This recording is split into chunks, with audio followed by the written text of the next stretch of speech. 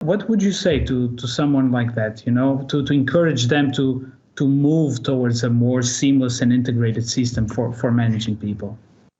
Yeah, yeah. I think, back in the days when life was maybe simpler than today, you could get away, right, with files and just manage the employee data, right? Just in terms of when did they join to the company, how long they are in the company, what's their first name, last name, and so forth. But in today's world, that's just simply not enough anymore.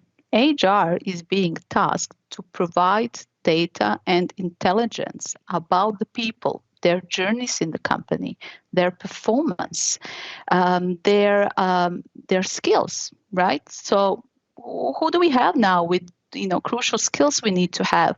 How do we develop those guys to be successful 5 years from now, right?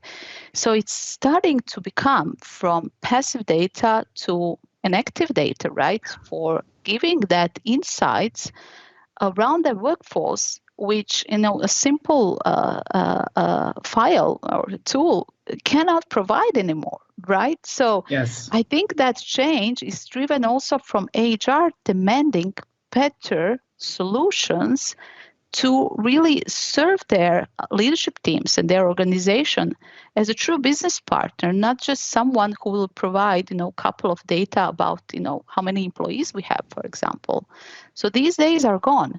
And I think we don't need to convince anybody anymore about this, right? Because the situation we are all in right now pushes us heavily to understand that, right? And to get that insights about, what's my workforce consists of, right? What do they care about? How do we maintain them? How do we keep them in the company? What makes them happy, right?